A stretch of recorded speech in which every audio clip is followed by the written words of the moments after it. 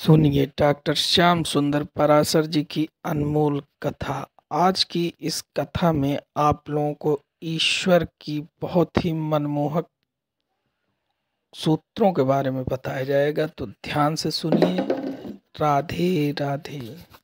सप्ताह ज्ञान यज्ञ में पधारे हुए समस्त भगवत चरणानुरागी बंधुओं एवं भक्तिमती माताओं, कल हम सबने बड़े ही उल्लास के साथ भगवान द्वारकानाथ के प्रथम विवाह का प्रसंग श्रवण किया। रुक्मिणी जी साक्षात महालक्ष्मी हैं और लक्ष्मी हमेशा नारायण की थी, नारायण की ही हैं और नारायण की ही रहेंगी। भूल के भी हमको कभी अपने को लक्ष्मीपति नहीं समझना चाहिए, और जो लक्ष्मीपति बनने का प्रयास करते हैं उनकी गति शिशुपाल जैसी होती है। भगवान अपनी लक्ष्मी को किसी न किसी बहाने से हरण करके ले जाते हैं। भगवान अपनी लक्ष्मी का हरण करें, उससे अच्छा यह है कि हम ही अपनी लक्ष्मी का नारायण के साथ वर्ण करें। नारायण को ही जब वर लेंगे अपनी लक्ष्मी के साथ, तो हरण की आवश्यकता ही नहीं पड़ेगी।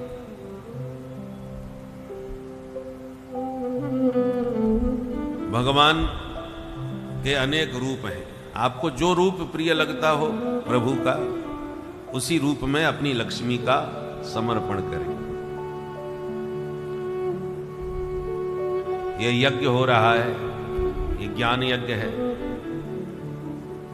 तो बिना लक्ष्मी के यज्ञ थोड़ी होता है। तो यज्ञ भी नारायण का ही स्वरूप है। तो आप ज्ञान यज्ञ में लक्ष्मी को लगाए, जैसे आप लगा रहे हैं। बहुत से लोगों की श्रद्धा नहीं होती है कि हमारी इन सब कामों में श्रद्धा नहीं, हमारी तो दीनहीन की सेवा में ज्यादा रुचि है। तो ठीक है, तुम दरिद्र नारायण की सेवा करो, औषधालय बनवाओ, चिकित्सा करवाओ, दीन दुखियों की सेवा में लगाओ, परंतु वो सार्थक सेवा तब होगी जब दरिद्र में आपको नारायण का दर्शन होगा। क्योंकि यदि आपने दरिद्र की सेवा का भाव रखा तो अभिमान जागेगा। देखो मेरे द्वारा कितने लोग पल रहे हैं, मेरी वजह से कितने लोग ठीक हो रहे हैं, स्वस्थ हो रहे हैं, हमारी तरफ से इनको फ्री इलाज दिया जाता है, हमारे यहाँ इनके फ्री भोजन दिया जाता है। तो अहंकार व्यक्ति को पकड़ता है और अपने को लक्ष्मीपति समझने लगता है कि मेरी वजह से। बल्कि उसमें यह भाव, दरिद्र नारायण कहने का मतलब क्या है? नारायण दरिद्र रूप में आपकी सेवा स्वीकार करने आए हैं, तब होगा दरिद्र नारायण की सेवा। नारायण का ही वह रूप है। प्रत्येक शरीरधारी में भगवान ही तो विराजमान है। ईश्वरः सर्वभूतानां हृदय से अर्जुन तिष्ठति। सबके हृदय में हरि बैठे हैं। अब किसी भी रूप में हरि आपके सामने आए, आपको उसमें हरि का दर्शन करते हुए यदि सेवा का भाव होगा तो नारायण सेवा का लाभ मिलेगा।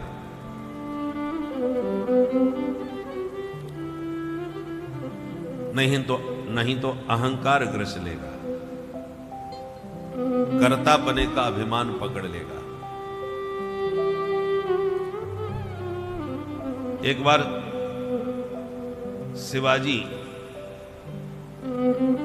जो राष्ट्रभक्ति से भरे थे, मुगलों से लोहा ले रहे थे, एक दिन उनके मन में आया, मुझे कुछ हो गया तो मेरे द्वारा आश्रित इतने लोग हैं, इनका क्या होगा, इनका निर्वाह कैसे होगा। इस बात को सोच के कभी कभी चिंतित हो जाते थे। उनके गुरुदेव समर्थ रामदास जी महाराज उनके मन की गति जान गए।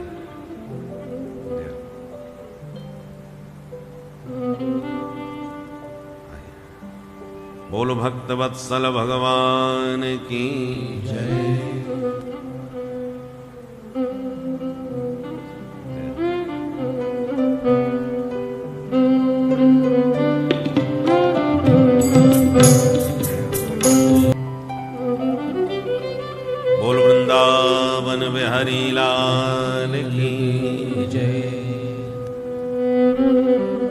तो समर्थ श्री रामदास जी महाराज ने कहा, शिवा, ये जो शिलाखंड है, एक पत्थर की शिला, बोले इसको तोड़ो। ठीक है गुरुदेव, गुरुदेव के बड़े भक्त थे।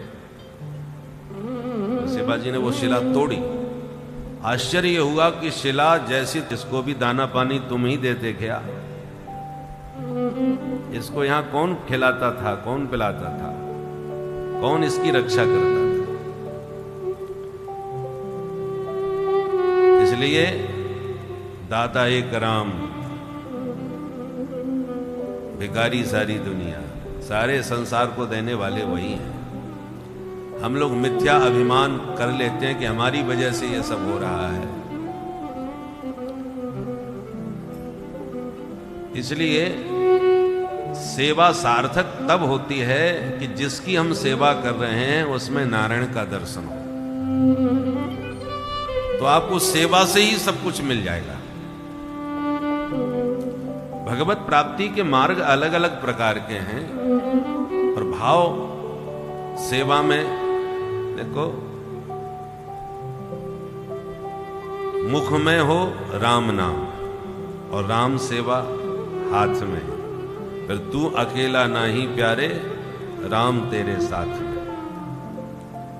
और विधि का विधान जान, हानि लाभ सही है, और जाहि विधि राखे राम, ताहि विधि रही है।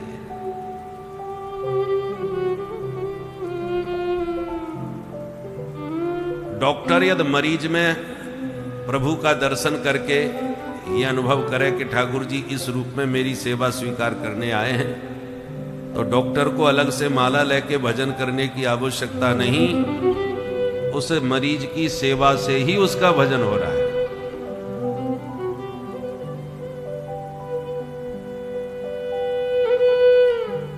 विदेश में एक डॉक्टर थे भारतीय मूल के,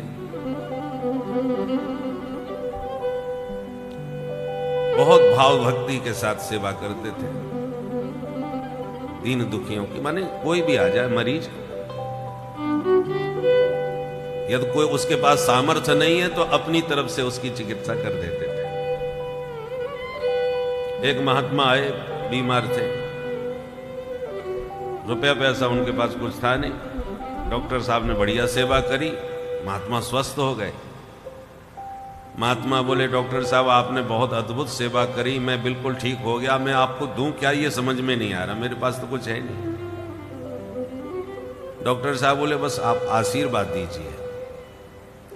तो महात्मा के पास भगवत गीता थी, वही गीता डॉक्टर साहब को दे दी कि हमारे पास तो यही है, यही आशीर्वाद रूप में आप ले लीजिए। उन्होंने ले ली। डॉक्टर साहब पूरी तरह से इंग्लिश मीडियम से पढ़े थे, पूरी तरह से अंग्रेज हो चुके थे, और संस्कार भारतीय मूल के कुछ थे।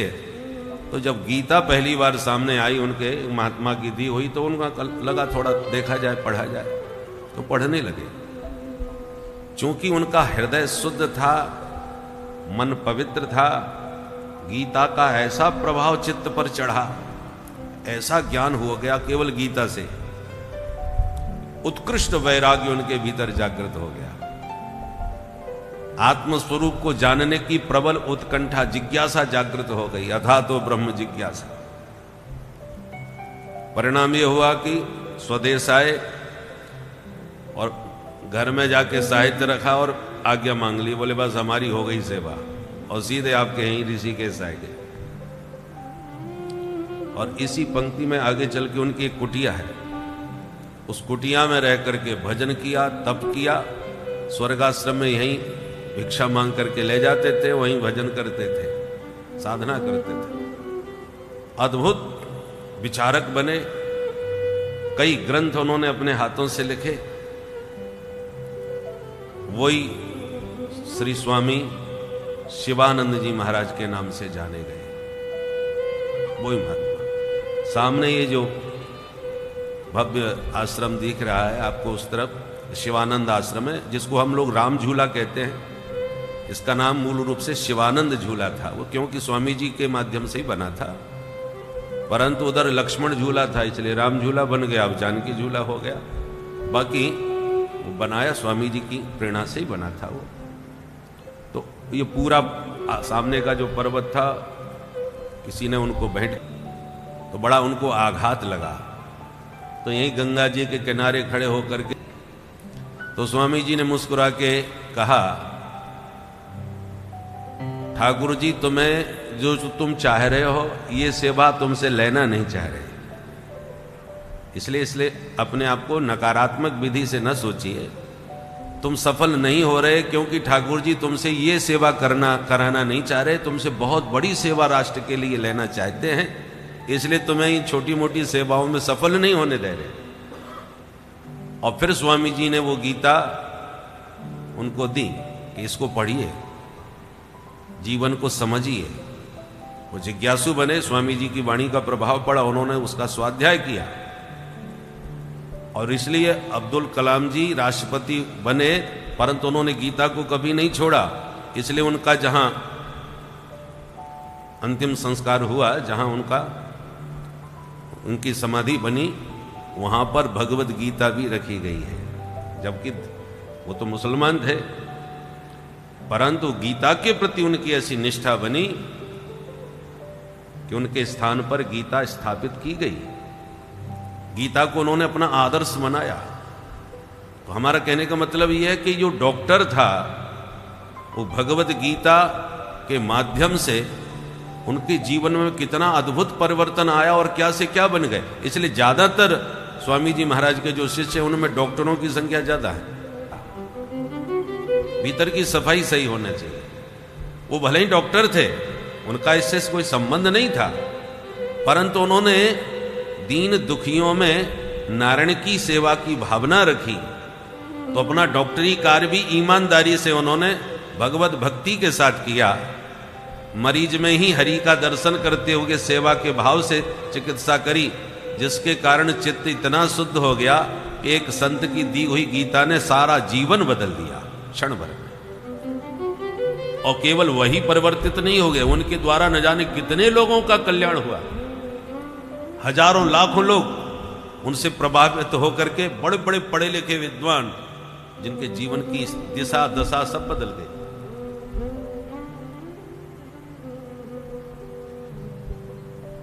इसका मतलब क्या हुआ? आप कोई भी काम कर रहे हो, आप वकील हैं, वकालत में यदि ईमानदारी से आपको लगता है इसके साथ अन्याय हो रहा है, उसको आपने सही ढंग से ईमानदारी से मेहनत करके परिश्रम करके न्याय दिलाया, तो वही आपकी भक्ति है, वही आपकी सेवा है। भक्ति का अर्थ क्या होता है? भज सेवायाम। जिसकी आप सेवा कर रहे हैं उसी में भगवत बुद्धि रखें, तो जिसकी सेवा करेंगे वही भक्ति बन जाएगी। भगवान तो सबके भीतर है ना।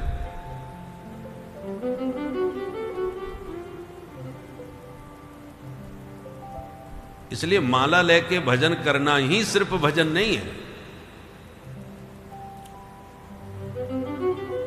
अब कोई बहू दीक्षा लेकर के मंत्र लेकर के आई और गुरुजी ने कह दिया कम से कम 60 माला जपा करो, ठीक है गुरुजी।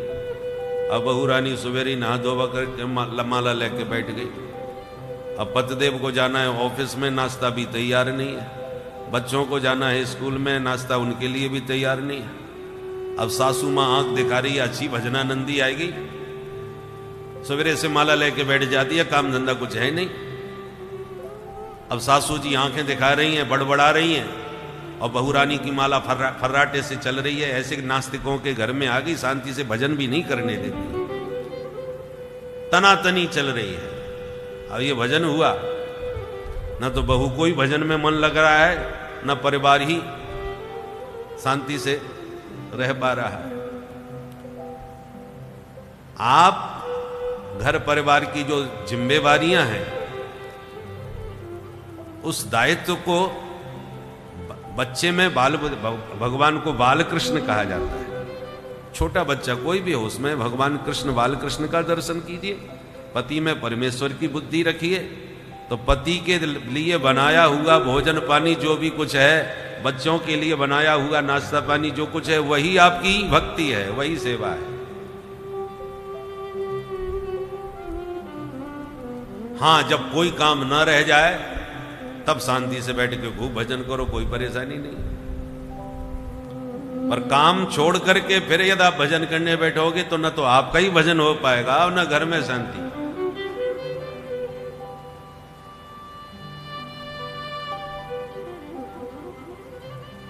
एक सज्जन ने एक जिंद सिद्ध कर लिया, प्रेत कह लो, सिद्ध तो कर लिया, पर उसने कहा मेरी एक शर्त है। क्या? बोले मैं खाली बैठूंगा तो तुम्हें खा जाऊंगा, मुझे खाली मत रखना, कुछ ना कुछ काम देते रहना। ठीक है। तो बड़ा खुश हुआ, अच्छा फ्री का नौकर मिल गया। पर उसने जितने काम बताए वो फटाफट करने लगे, उसको करने में देर ही नहीं लगे। पानी भर के लाओ, कहने की देर नहीं कि पानी भर के ले आया। कोई भी काम बताओ फट से कर दे, और जैसी खाली हो तो फिर बताओ और क्या करूं। अब कब तक काम बताए बेचारा, न सोने पावे न प्रेम से खाने पावे, 24 घंटे प्रेत सामने खड़ा है, काम बताओ। वो परेशान हो गया, गुरुजी से बोला गुरुजी ये तो मार डालेगा मेरे को, न सोने देता है न खाने देता है, 24 घंटे चढ़ा रहता है, काम बताओ। कितना काम बताऊं इसको मैं? तब गुरुजी ने युक्ति बताई, युक्ति से ही मुक्ति मिलती है। तब वो आके बोला प्रेत से, एक बढ़िया बांस गाड़ दो। गाड़ दिया। बोले जब तक हम मना न करें तब तक ऊपर चढ़ो और नीचे उतरो, यही तुम्हारा काम है। अब ऊपर नीचे हो गया, चलो। तब बेचारे को राहत मिली। जब कोई काम आ जाता है तो कहता है इधर आओ, फलाना काम कर दो, कर दिया, और बताओ। बोले चढ़ जाओ बांस पर, अब यही काम है। तब प्राण बचे। उसी प्रकार ये मनीराम जी कोई प्रेत से कम नहीं है।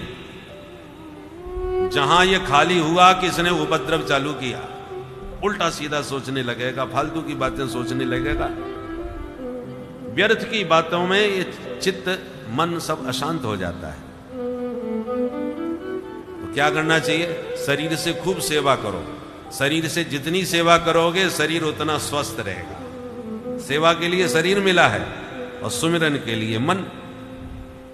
तो तन को सेवा में लगाओ, मन को सुमिरन में लगाओ।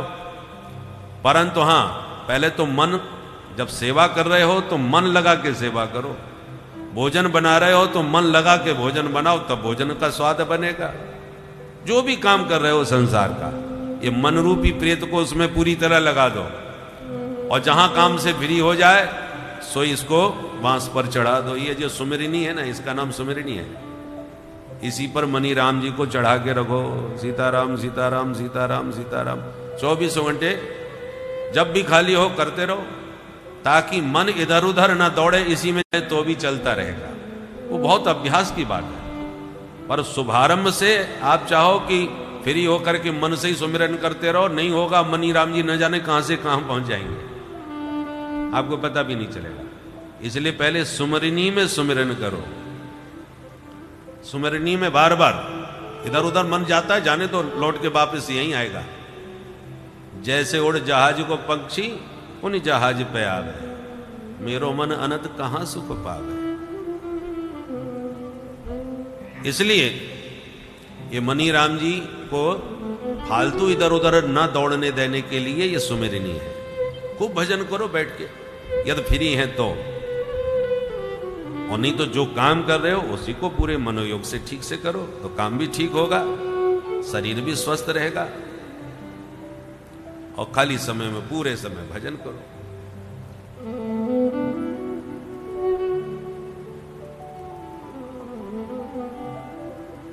दो दिन भी आप भोजन नहीं करो तो चक्कर आने लग जाएंगे भूख के मारे, क्योंकि आहार नहीं मिला।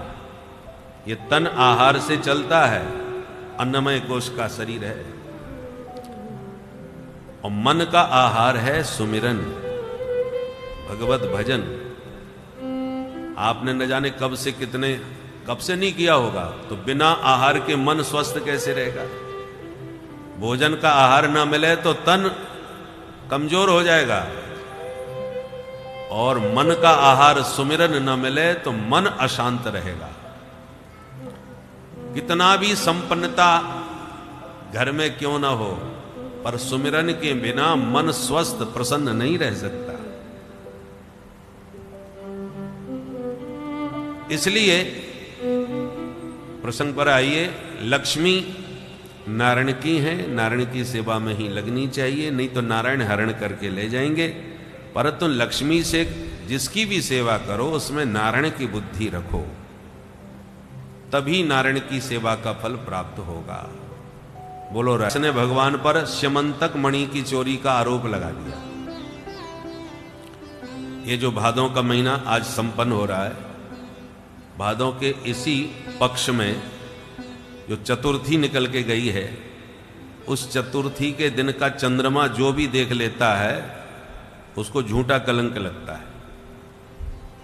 इसलिए चतुर्थी का चंद्र नहीं देखना चाहिए भादों के शुक्ल पक्ष की। अब आपने देख ही लिया हो तो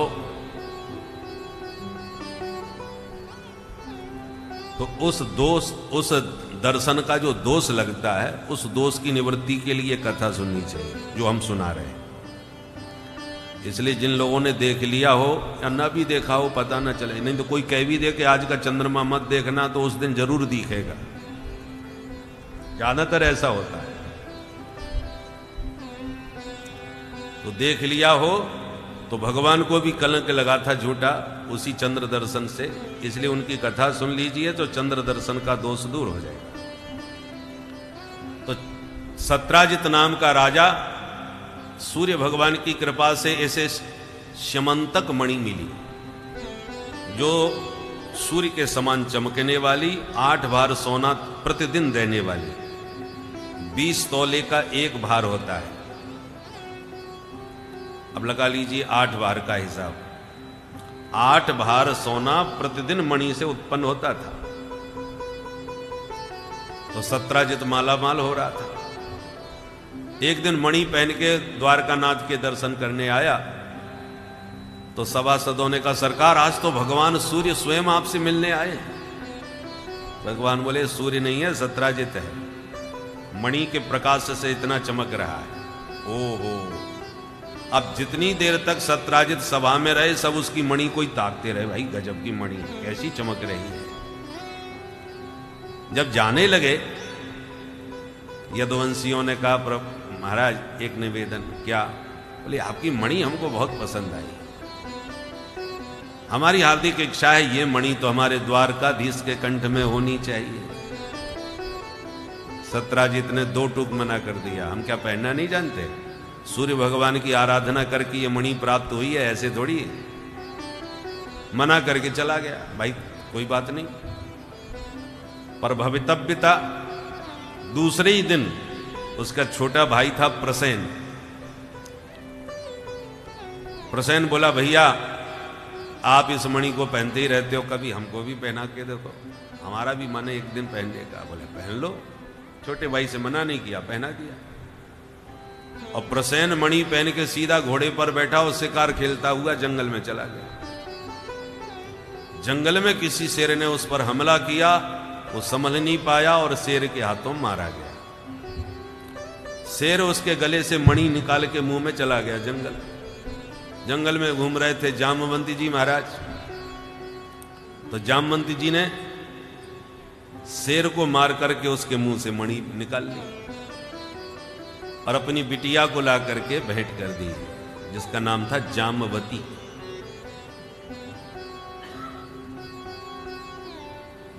अब 2-4 दिन तक जब प्रसेन लौट के घर नहीं पहुंचे तो सत्राजित का माथा ठनका। यदुवंशियों ने मुझसे मणि मांगी थी, मैंने मना कर दी, और जब से मेरा छोटा भाई मणि पहन के गया है तब से लौट के नहीं आया।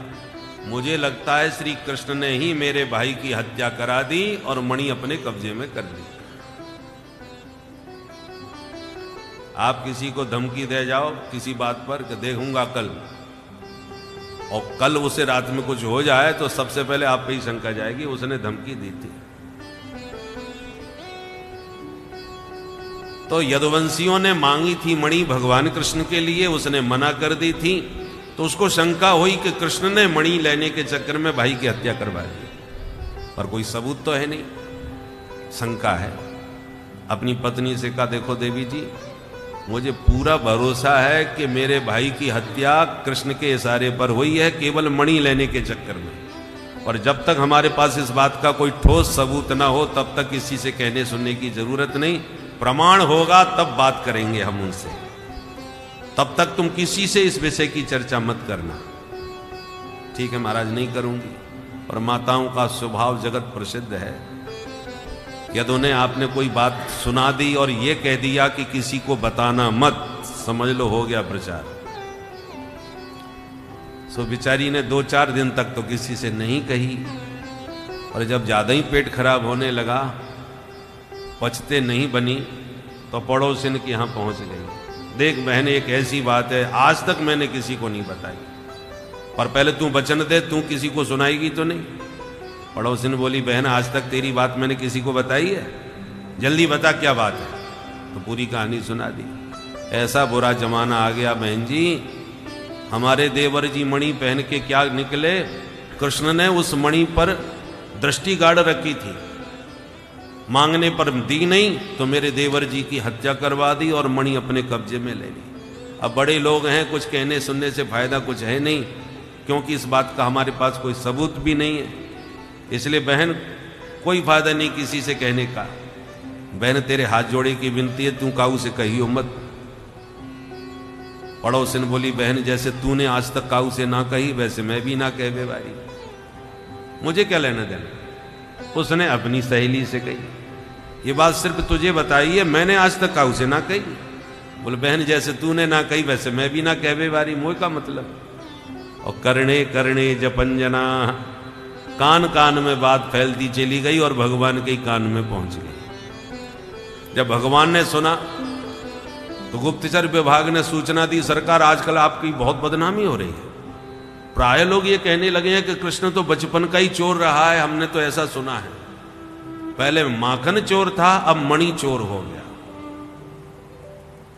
भगवान को लगा ये तो बड़ी बदनामी हो रही है भाई, झूठा कलंक बिना मतलब का। प्रभु को लगा कि अब मणि का पता लगाना बहुत आवश्यक है, नहीं तो यह कलंक हमारी माथे रहेगा। तो भगवान मणि की खोज में निकले। खोजते खोजते जामवंत की गुफा में घुस गए।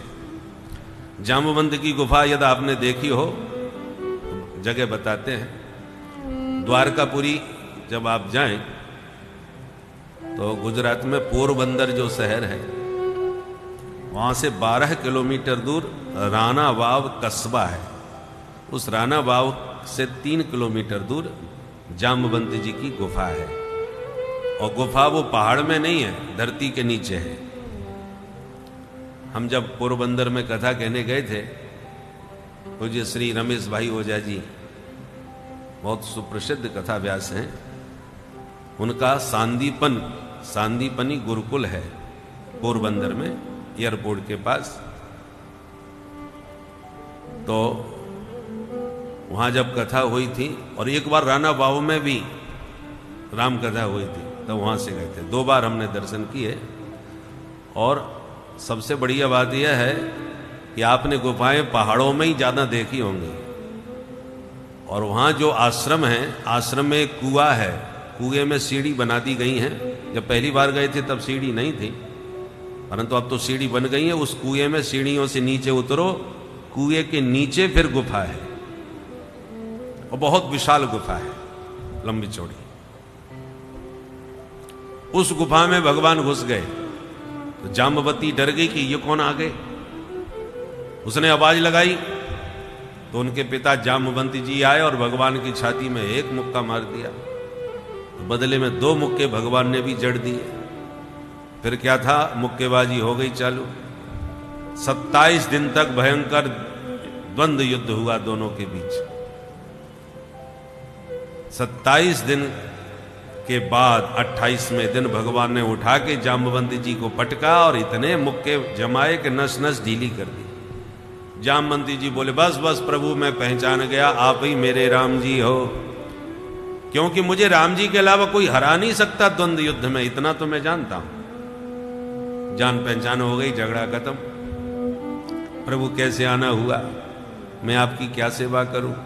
भगवान बोले, 27 दिनों से लाद भूतों से तुमने खूब सेवा करी हमारी, अब आने का कारण यह है कि ये मणि तुम्हारे पास है और इसकी चोरी हमें लगाई जा रही है, इसलिए इसका पीछा करते तुम तक पहुंचे। अब ये मणि हमको दो। जामवंती जी बोले मणि तो हम अपनी बेटी को दे चुके, और पुत्री को दिया हुआ धन पिता नहीं लेता।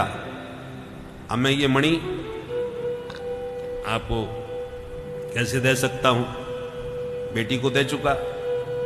भगवान बोले कुछ भी करो, बिना मणि लिए हम जाने वाले नहीं है। जामवंती जी बोले तो फिर एक काम करते हैं सरकार, आप हमारी बिटिया से विवाह कर लो और दहेज में हमसे मणि ले लो। भगवान बोले जैसी आपकी मर्जी। जंगल में मंगल हो गया।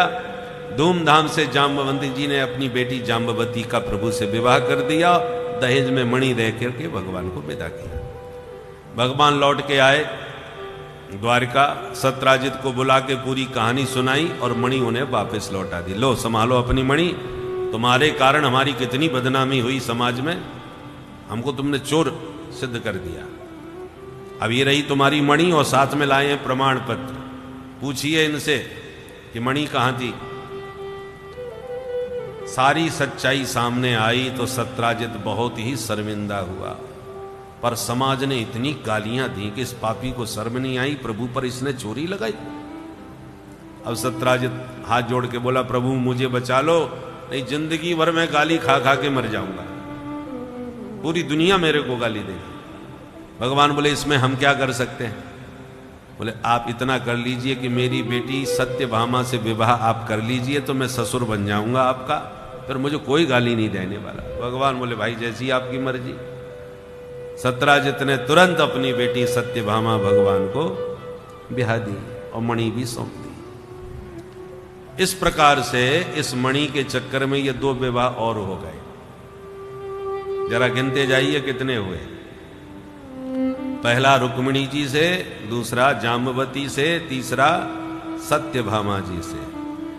और एक दिन भगवान द्वारका से दिल्ली घूमने आए और दिल्ली का प्राचीन नाम इंद्रप्रस्थ नगरी, ये पांडवों की राजधानी हुआ करती थी। तो पांडवों से मिलने जब भगवान आए इंद्रप्रस्थ, तो एक दिन अर्जुन को रथ में बैठा के घूमने निकल पड़े जमुना किनारे। तो यमुना तट पर एक कन्या तपस्या करती हुई दिखाई पड़ी। अर्जुन ने पूछा देवी जी आपका परिचय। कन्या ने परिचय दिया, अहम देवस्य सवितुः दुहिता पतिमिच्छति विष्णुं वरेण्यं वरदं तपा परममा स्थिता। महाराज मैं सूर्य की बेटी हूं, कालिंदी मेरा नाम है, और भगवान श्री हरि को अपना पति बनाने के लिए तप कर रही हूं। अर्जुन ने तुरंत परिचय भगवान द्वारकाधीश से करा दिया और भगवान ने कालिंदी जी का पाणी ग्रहण करके उन्हें अपना लिया। ऐसे हुआ ये चौथा विवाह।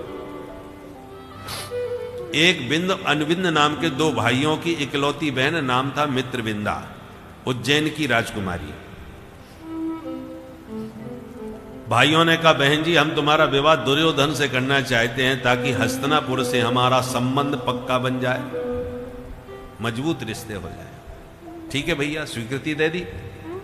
पर जब स्वयंवर सभा हुई और वरमाला लेकर के चली मित्रविंदा, तो दुर्योधन से पहले द्वारकाधीश दिखाई पड़ गए। जो द्वारकाधीश का दिव्य रूप सौंदर्य देखा तो सब विचार बदल गए और वरमाला द्वारकानाथ के कंठ में डाल दी।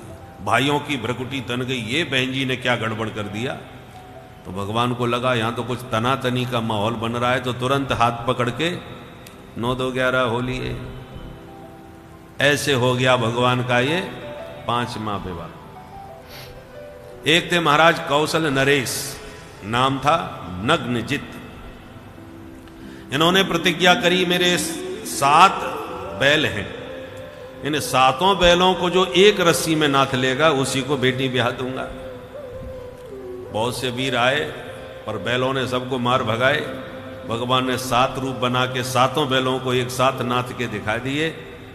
महाराज नग्नजित ने तुरंत अपनी बेटी सत्या देवी का विवाह भगवान से संपन्न किया। इन सत्या देवी जी का ही दूसरा नाम है नागनजिती। ऐसे हो गया ये छठा विवाह। एक थी महारानी श्रुति कीर्ति। ये भगवान श्री कृष्ण को अपना बेटा मानती थी। कृष्ण तो मेरा बेटा है, पर किसी के कहने से तो कोई नहीं बनेगा। तो उन्होंने क्या किया, अपनी बेटी भद्रा नाम की राजकुमारी का विवाह भगवान कृष्ण से करके उन्हें जमाई साहब बना लिया और कहा जमाई भी तो बेटा ही होता है। इसलिए भगवान का यह हुआ 7वां विवाह। और एक बार चक्र में घूमती हुई मछली का नीचे प्रतिबिंब देख करके भगवान ने बाण से उस मछली का लक्ष्य भेदन करके लक्ष्मणा नाम की राजकुमारी से 8वां विवाह संपन्न किया। ऐसे ही 8 विवाह तो अलग अलग किए, पर 16,100 विवाह एक ही मंडप में हो गए। इतनी राजकुमारियां कहां मिल गई महाराज? बोले एक नरकासुर नाम का दैत्य था, पर भूमि का पुत्र होने से भौमासुर कहलाता था। प्राग ज्योतिषपुर का रहने वाला था। और इसने क्या किया, जहां जो कन्या प्राप्त हुई उसका अपहरण करके जेल में डाल दिया। इसकी यहां हजारों कन्याओं का अपहरण करके उनको कैद कर दिया गया। भगवान को जब घटना का पता चला तो उन कन्याओं को इसके आतंक से मुक्त करने के लिए भगवान सत्यभामा जी को अपने साथ में लेके गरुड़ पर बैठ के आए। और जैसे ही इसके नगर में घुसे तो 5 मुख वाला एक दैत्य था इसके नगर का रक्षक, नाम था मुर। मुर नाम के दैत्य के 5 मुंह थे, बड़ा महाबली था। उसने भगवान पर आक्रमण किया। सुदर्शन चक्र से भगवान ने मुर के 5 सिर काट दिए। मुर का वध करने से भगवान का नाम मुरारी पड़ गया।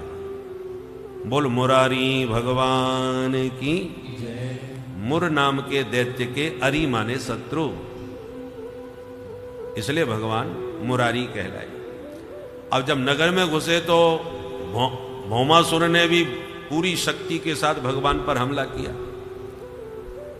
समस्त सैन्य शक्ति के साथ भगवान ने भौमासुर का भी संहार कर दिया और जेल में जाकर के जितनी कन्याएं कैद थी उन सबको मुक्त कर दिया। देवियों अब आप स्वतंत्र हो, जाओ अपने अपने घर। कन्याएं भगवान का रूप सौंदर्य देख करके मुग्ध हो गईं और हाथ जोड़ के बोली, सरकार इतने दिन तक इसके जेल खाने में कैद रहने के बाद अब कौन अपनाएगा हमको? मैया बाप भी स्वीकार करेंगे उसमें भी हमें संदेह है, और माँ बाप स्वीकार कर भी लेंगे तो हम लोगों का हाथ थामने कौन आएगा? हमें तो संसार में अब जीने का कोई मार्ग नहीं सूझ रहा है। भगवान बोले, देवियों दुखी मत हो, जिसके जीवन के सारे रास्ते बंद हो जाते हैं उसके लिए हमारे घर का दरवाजा हमेशा खुला रहता है। फिर क्या था, सभी कन्याओं ने अपना आत्मसमर्पण भगवान के ही चरणों में कर दिया कि सरकार आपने ये जीवन दिया है और ये जीवन आपके ही चरणों में समर्पित करते हैं। अरे जीवन है तेरे हवाले कान्हा, जीवन है तेरे हवाले मुरलिया वाले, जीवन है तेरे हवाले मुरलिया वाले, जीवन है तेरे हवाले बांसुरिया वाले, जीवन है तेरे हवाले बांसुरिया वाले, हाँ हाँ बांसुरिया वाले, हाँ हाँ मुरलिया वाले, हाँ हाँ बांसुरिया वाले, हाँ हाँ मुरलिया वाले, बांके मुरलिया वाले प्यारे बांसुरिया वाले, बांके मुरलिया वाले प्यारे बांसुरिया वाले, जीवन है तेरे हवाले बांसुरिया वाले, जीवन है तेरे हवाले मुरलिया राधे राधे।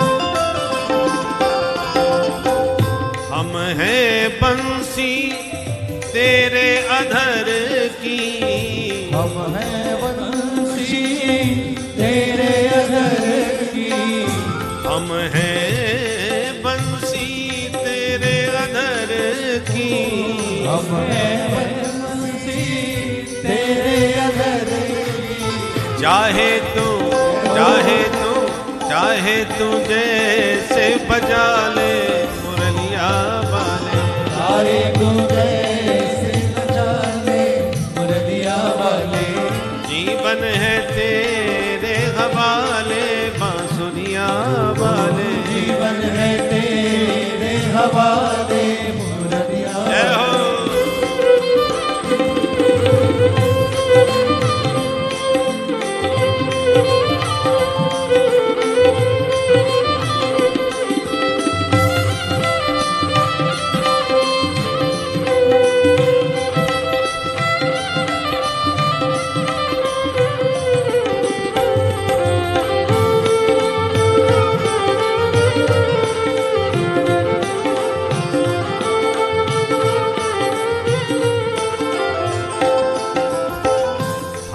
कठपुतली तेरे हाथ की, हम कठपुतली तेरे हाथ की, हम कठपुतली तेरे हाथ की, हम कठपुतली तेरे हाथ की, हम कठपुतली तेरे हाथ की, हम कठपुतली तेरे हाथ की। चाहे तू जैसे नचा ले मुरलिया वाले, चाहे तू जैसे नचा ले मुरलिया वाले, जीवन है तेरे हवाले मुरलिया वाले, जीवन है तेरे हवाले मुरलिया वाले।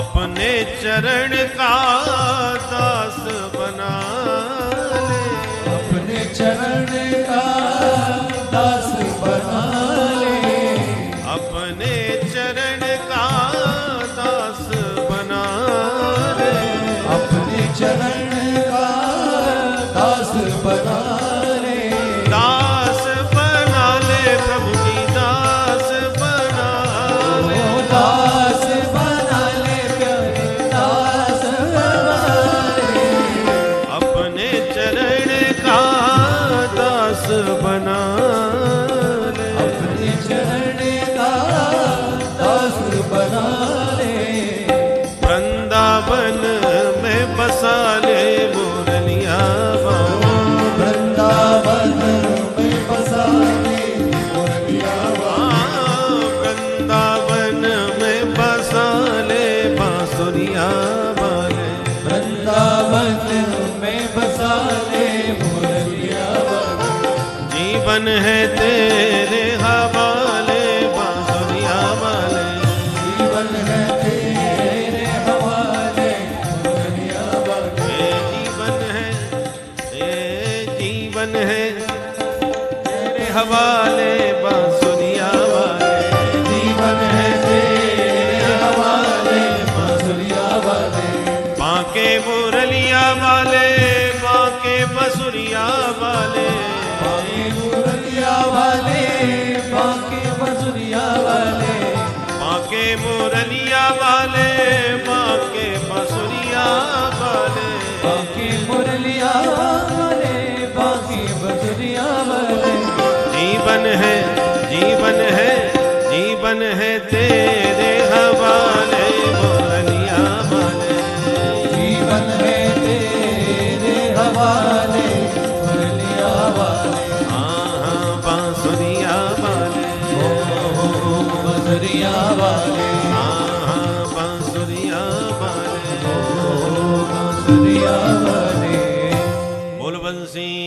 प्यारे की जय। तो जितनी कन्याएं थी उन सब ने आत्मसमर्पण भगवान के चरणों में कर दिया। भगवान ने एक मुहूर्त में सबके साथ विधिवत विवाह किया और सबको भव्य महलों का निवास बना करके द्वारका में दिया। अब भगवान के पूरे विवाह कितने हो गए? 16,108। ये द्वारकाधीश के ठाठ। और समय पा करके प्रत्येक रानी से फिर 10-10 बेटा हो गया और एक एक बिटिया भाई। अब बच्चों की संख्या कितनी हो गई? 1,61,080। इतने बेटा हो गए। कम ज्यादा हो तो घर में जाके हिसाब लगा लेना। और फिर धीरे धीरे प्रभु के बच्चे बड़े होने लगे, फिर बच्चों के विवाह होने लगे, फिर बच्चों के बच्चे होने लगे। और बढ़ते बढ़ते एक दिन वो आया कि भगवान की अपने परिवार की जनसंख्या हो गई 56 करोड़। भागवत में सुखदेव जी ने लिखा है 56 करोड़ की संख्या का भगवान का अपना यदुवंशी परिवार हो गया। और हम लोग कहते हैं आजकल महाराज जनसंख्या बहुत बढ़ रही है। नारा लगा दिया हम दो हमारे दो। अब आजकल उसमें भी संशोधन कर दिया, हम दो हमारा एक, एक ही बहुत है, बेटा हो चाहे बेटी। और लगभग आजकल 1-2 में ही हम लोग सीमित हैं। और इसी देश में कुछ लोग कहते हैं हम 5 हमारे 25। वो अपना अभियान आगे बढ़ा रहे हैं।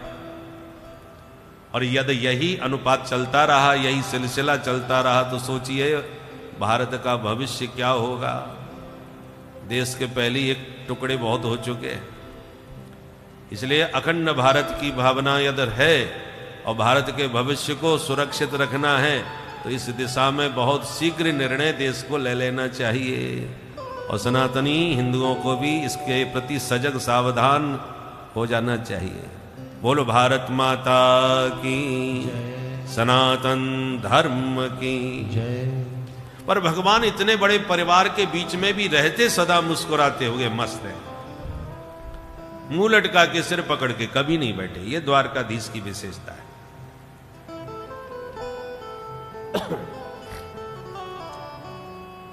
परमार्थ के जो मुनि जी महाराज आए थे, कन्हैया के चरित्र पर थोड़ा प्रकाश उन्होंने डाला था ना। साध्वी जी ने भी, जिनका जन्म ही जेल खाने में हुआ,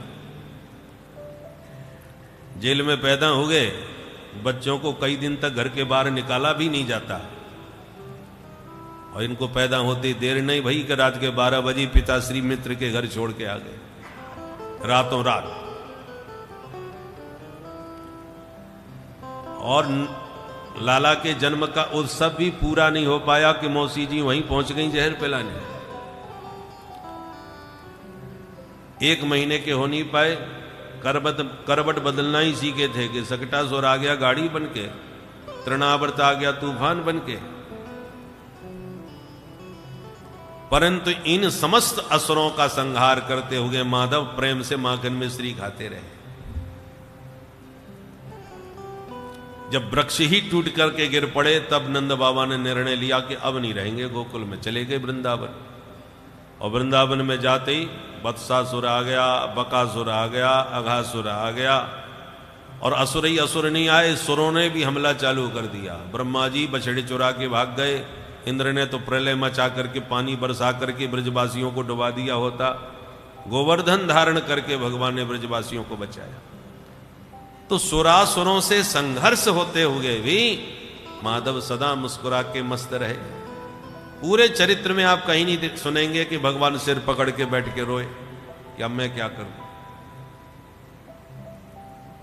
सुदामा जी के प्रेम में आंसू आ जाएं या गोपियों के स्नेह का स्मरण करके पुलकित हो जाएं, वो बात अलग है। पर परेशान होकर के भगवान सिर पकड़ के कभी नहीं बैठे।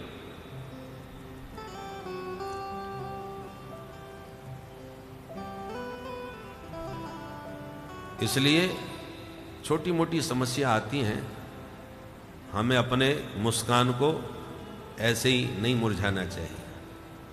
100 रोगों की एक दवाई, हंसना सीखो प्यारे भाई।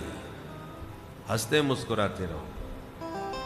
भगवान के साध्वी जी कह रही थी ना उस दिन भगवान ने ये संघर्ष करके हमको शिक्षा दी कि देखो मैं ईश्वर होते हुए भी कितना संघर्ष कर रहा हूं। हमसे ज्यादा संकट थोड़ी आए हम आपके ऊपर। राम जी को राजा बनते बनते वनवासी बना दिए गए, देश निकाला दे दिया बिना किसी अपराध के।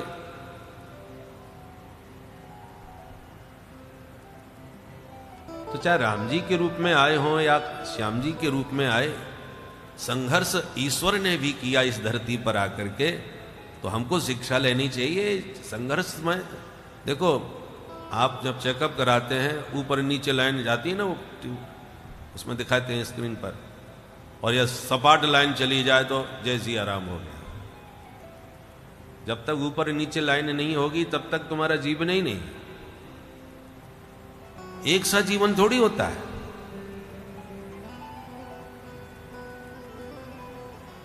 रसोई घर में नमक भी है, हल्दी है, मिर्ची भी है, केवल घी शक्कर ही थोड़ी है। तो मीठा भी खाओ, थोड़ा चटपटा भी खाओ, थोड़ा कड़वा भी खाओ, है? सब प्रकार के रस हैं। ऐसे जीवन को सरस बनाओ, उसमें सब प्रकार के रस आते हैं। हर जगह सम्मान मिलेगा ऐसा जरूरी नहीं, कभी कभी अपमान का भी स्वाद चखो। हर समय विजयी बने रहोगे आवश्यक नहीं, कभी पराजय का भी स्वाद चखो। बाली ने कभी पराजय का स्वाद नहीं चखा तो कितना अभिमानी हो गया। जिसने भी पराजय का स्वाद बिल्कुल नहीं चखा वो विजय उसको अभिमानदायक बन गई। इसलिए जय पराजय हानि लाभ इन सब का स्वाद चखते हुए जीवन को सरस बनाओ। हर समय आपको मिठाई खाने को नहीं मिलेगी, और ज्यादा मिठाई खाने को मिलेगी तो डायबिटीज भी हो जाएगा। ज्यादा मिठाई भी ठीक थोड़ी होती है। मिठाई का स्वाद तब है जब बीच में नमकीन भी खाने को मिले, तब मिठाई का टेस्ट बना रहेगा। मिठाई मीठा खाने को मिलेगा तो मीठा का ही स्वाद खत्म हो जाएगा, बेकार हो जाएगा। इसलिए भगवान कृष्ण के चरित्र से हमको शिक्षा लेनी चाहिए कि इतने भयंकर संघर्षों के बीच में भी माधव चैन की बंसी बजाते रहे। भक्तों के लिए, प्रेमियों के लिए भगवान की मुरली बजी, और दुष्ट दुराचारियों के लिए भगवान का सुदर्शन चक्र भी नाचा। दोनों का समन्वय होना चाहिए। हमारे जितने भी देवी देवता हैं आशीर्वाद की मुद्रा में तो रहते ही हैं, सबको आशीर्वाद देते हैं। एक हाथ आशीर्वाद के लिए उठा रहता है और दूसरे हाथ में अस्त्र भी दिखता है। कन्हैया के हाथ में भी सुदर्शन है, राम जी के हाथ में भी धनुष्मान है, भोले बाबा के हाथ में भी त्रिशूल है, यहां तक कि वात्सल्यमयी माता दुर्गा के हाथ में भी खड्ग है। ये देवताओं ने जो अस्त्र लिए हैं वो केवल शोभा के लिए नहीं है, ये संकेत देने के लिए है कि सज्जनों के लिए तुम्हारे हृदय में स्नेह होना चाहिए, परंतु दुष्टों के लिए शस्त्र भी होना चाहिए। शस्त्र की भी आवश्यकता है। हमारे ऋषि मुनि जितने हैं, परशुराम जी महाराज को देखो, शस्त्र और शास्त्र दोनों का समन्वय है। पहले तो शास्त्र से समझाओ। हमारे यहां तो तस्मात् शास्त्रम प्रमाणम ते कार्याकार्य व्यवस्थित। तो हमारे यहां सबसे अधिक महत्व तो शास्त्रों का है। शास्त्र के अनुसार समझाओ कि शास्त्र ऐसा बोल रहे हैं, जैसा कह रहे हैं वैसा करो। शास्त्र हमारे मार्गदर्शक हैं।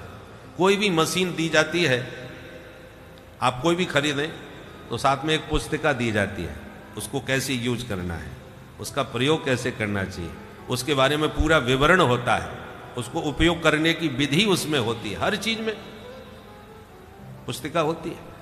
ऐसे ही भगवान ने ये जो मॉडल बना के दिया है मानव शरीर का, उसको कैसे जिया जाए उसके लिए पुस्तिका है, शास्त्र। ये शास्त्र बताते हैं कि तुम्हें इस मशीनरी को कैसे चलाना है,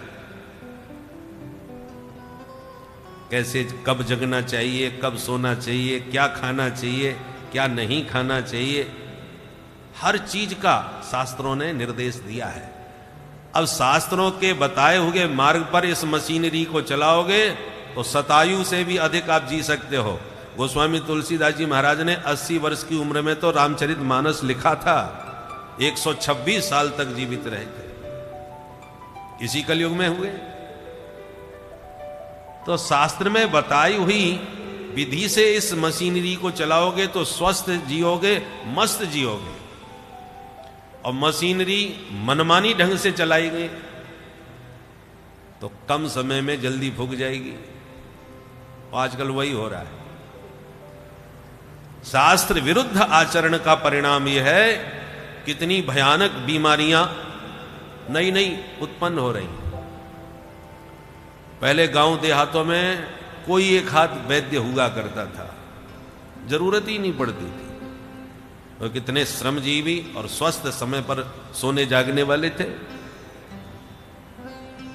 आज शास्त्र विरुद्ध आचरण करने का परिणाम यह है कि सारी मशीनरी समय से पहले ही खराब हो जाती है।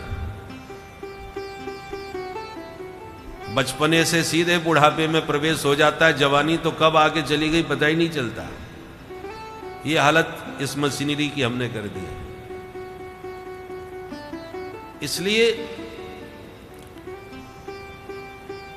शास्त्र के अनुसार जियो और शास्त्र के अनुसार लोगों को समझाओ।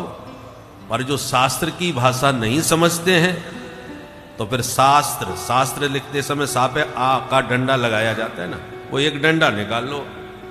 सा का डंडा निकल गया तो क्या बचेगा फिर? शस्त्र। शास्त्र में से सा का डंडा निकाल लिया तो वही बन गया शस्त्र। तो शास्त्र से समझाओ, नहीं तो शस्त्र से भी समझाना आवश्यक होता है।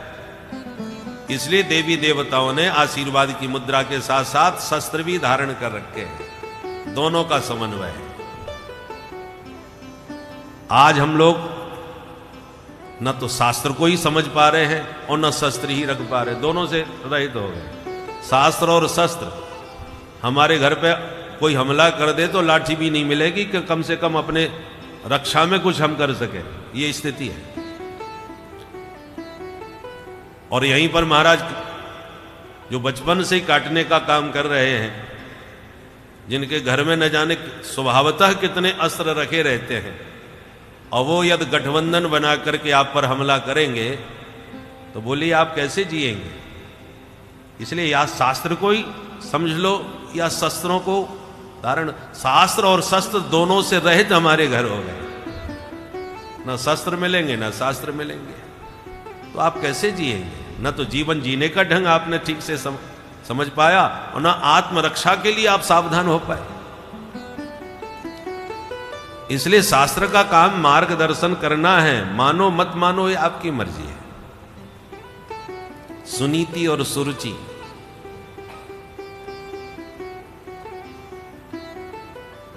और हम लोग सुरुचि को ज्यादा पसंद करते ना, उत्तानपाद की तरह।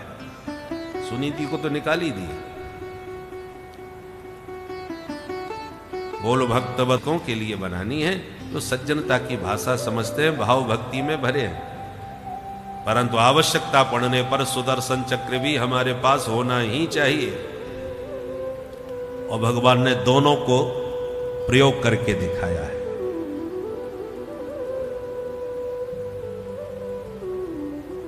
एक बार भगवान पांडवों के राजसूय यज्ञ में गए, समस्या खड़ी हो गई। देखो हमारे यहां यज्ञ भी हर व्यक्ति हर कोई यज्ञ नहीं कर सकता। बृहस्पति सत्र करना है ब्राह्मण ही करेंगे, राजसूय यज्ञ करना है तो क्षत्रिय ही करेंगे। सबका अलग अलग यज्ञ में अलग अलग अधिकार है। आजकल हम लोगों ने सब में सबका अधिकार कर दिया है। हमारे ऋषियों ने वर्ण व्यवस्था जो बनाई थी वो इसलिए बनाई थी कि हर व्यक्ति की जीविका जन्म से ही सुरक्षित रहे, जीविका का संकट न आवे। हम पंडित हैं, हमारे बच्चे भी पंडिताई करेंगे, जजमान हमारे पास है, वही जजमान उनके हो जाएंगे। ना उसको टेंशन कि मैं क्या करूंगा, क्या कमाऊंगा, क्या खाऊंगा। डॉक्टर का बेटा डॉक्टर ही बन जाए तो हॉस्पिटल तो है ही उनके, और मरीज उनके यहाँ आते ही रहते हैं। पिताजी के भाई मरीज उसके और भाई हॉस्पिटल उसके। वकील का बेटा वकील बन गया तो ऑफिस उसका है ही, पिताजी का अनुभव मिल ही रहा है, और जो उसके जुड़े हुए हैं उनसे अपने आप उसको जीविका मिल रही है। अब वकील का बेटा डॉक्टर बन जाए तो पिता का तो अनुभव कुछ मिलेगा नहीं, उसको अनुभव के लिए किसी दूसरे डॉक्टर के सानिध्य में रहना पड़ेगा, फिर हॉस्पिटल अलग बनवाना पड़ेगा, फिर करोड़ों रुपए में जब हॉस्पिटल बनेगा और अनुभव लेके आ गया, फिर चला कि नहीं चला, क्योंकि उसके ग्राहक तो कोई है नहीं, अब अपने प्रभाव से चलाए।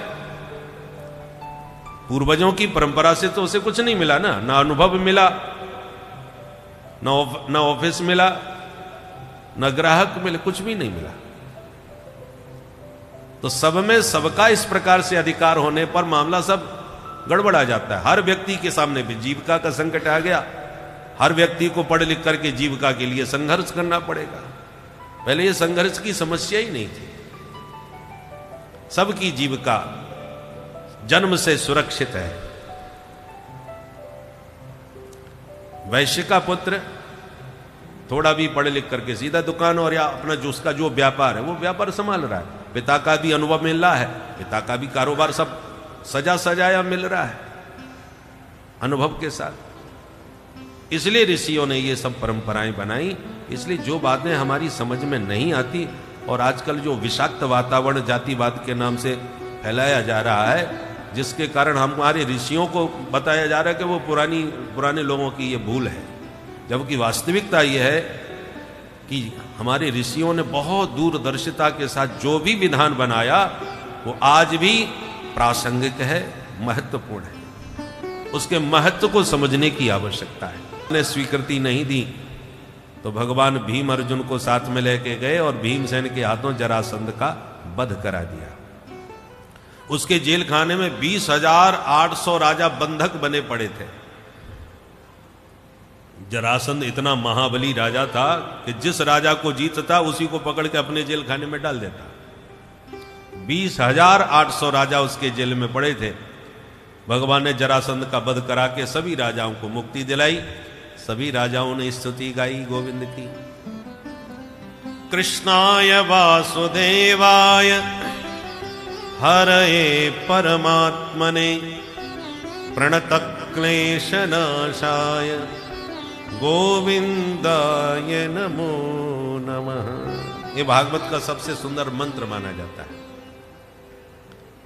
जब भी संकट आवे, समस्या आवे तो यह कहकर भगवान को प्रणाम करो, हे कृष्ण, हे वासुदेव, हे हरि, हे प्रणत जनों का क्लेश हरने वाले गोविंद, आपके चरणों में बारंबार प्रणाम। अब राजसु यज्ञ धूमधाम से प्रारंभ हुआ। समस्या आई, प्रथम पूजन किसका किया जाए। देश की सारी हस्तियां उसमें थी, संत महंत राजा महाराजा सब थे। महाविशाल यज्ञ था दिल्ली में, पांडवों की राजधानी में।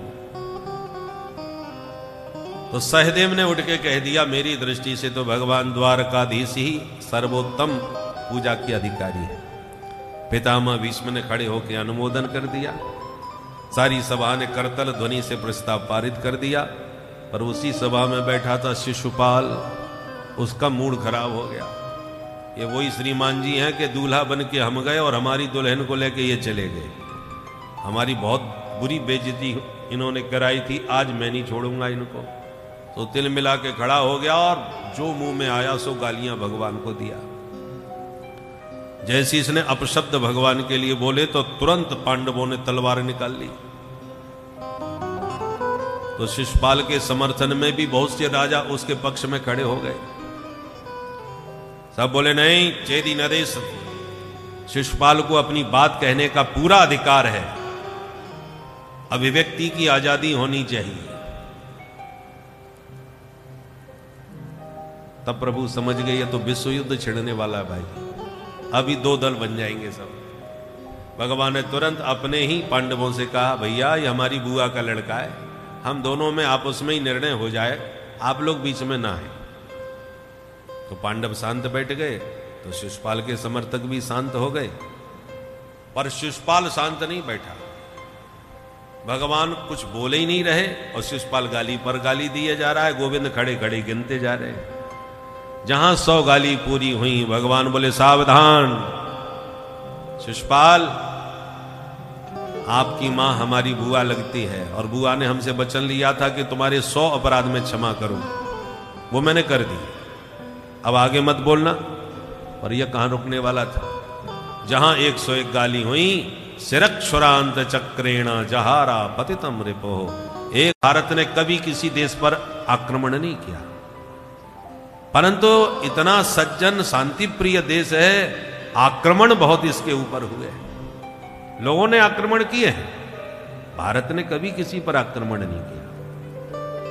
भगवान ने संदेश दिया कि हमारी सज्जनता सहिष्णुता को यदि कोई कायरता समझता है तो हमारे पास एक दूसरा भी सूत्र है, सठे साठ्यम समाचरेत। हमारा मूल मंत्र तो है सर्वे भवन्तु सुखिनः, सब लोग सुखी रहे। हम लोग नारा लगाते हैं विश्व का कल्याण हो, केवल अपने देश के कल्याण की बात नहीं करते, सारे विश्व के कल्याण की हमारी भावना है। वसुधैव कुटुंबकम की भावना से हम भरे हैं, सारे विश्व को अपना कुटुंब मानते हैं। परंतु जो हमारी सज्जनता को कायरता समझते हैं, उनको उन्हीं की भाषा में जवाब देना भी हमने सीख लिया है।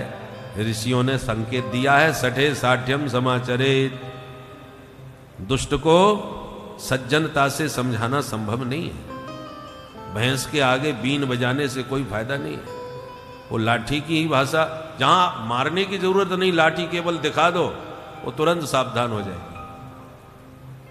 युद्ध की आवश्यकता नहीं है, आप अपने आप को इतना शक्तिशाली बना लो कि तुमसे लड़ने की कोई हिम्मत ही ना कर पाए। हम शांति के कबूतर कितने सालों से उड़ा रहे थे और पड़ोसी के यहां से आतंकवादी पर आतंकवादी आ रहे थे। नहीं समझ में आई सज्जनता की भाषा। जब उन्हीं की भाषा में समझाना चालू किया, उसी देश में घुस के थप्पड़ मारना चालू किया, जैसे को तैसा जवाब मिलना चालू हुआ। आज उस देश की यह हालत हो गई कि कटोरा लेके विश्व में भीख मांगता डोल रहा है। बोलो राधे राधे राधे राधे। इसलिए हर जगह सज्जनता से काम नहीं चलता, कभी कभी अपने प्रभाव का भी परिचय बहुत आवश्यक होता है। 26 जनवरी या 15 अगस्त में जो हम अपना शक्ति प्रदर्शन करते हैं, वो काय के लिए करते हैं कि सारा विश्व देख ले कि हम कमजोर नहीं हैं। शक्ति संपन्न होते हुए भी हम सहिष्णु हैं, पर हमारी सहिष्णुता का कोई दुरुपयोग न करे, उसके लिए प्रभाव की भी आवश्यकता होती है।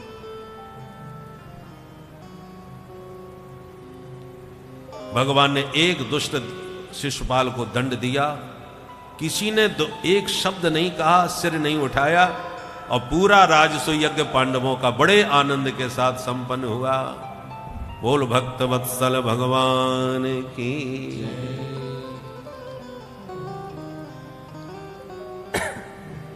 सुखदेव जी कहते हैं, परीक्षित, हरि अनंत, हरि कथा अनंता।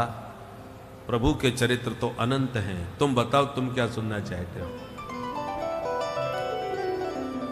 परीक्षित ने कहा, भगवान कृपा करके ये बतावें कि भगवान का नाम यदि दीन बंधु है तो भगवान ने कभी किसी दीन को बंधु बनाया भी था कि नहीं। तब सुखदेव जी को सुदामा जी की याद आई और पहले परिचय दिया, सुदामा जी कौन है। कृष्णस्यासीत् सखा कश्चित् ब्राह्मणो ब्रह्मवित्तमः विरक्त इंद्रियार्थेषु प्रशांतात्मा जितेन्द्रियः। भगवान श्री कृष्ण के गुरुकुल के अत्यंत घनिष्ठ मित्र हैं सुदामा। ब्राह्मण हैं, पर केवल जाति मात्र के ब्राह्मण नहीं है। ब्राह्मणो ब्रह्मवित्तमः, ब्रह्मविद वरिष्ठ ब्राह्मण है, माने ब्रह्म ज्ञानी। इंद्रियों के विषयों से विरक्त रहने वाले हैं, प्रशांतात्मा हैं और जितेंद्रिय हैं। ये सुदामा जी के विशेषण। और जब उनकी धर्मपत्नी का परिचय दिया तो कहते हैं, दरिद्रा सीदमाना सा वेपमाना भिगम्य च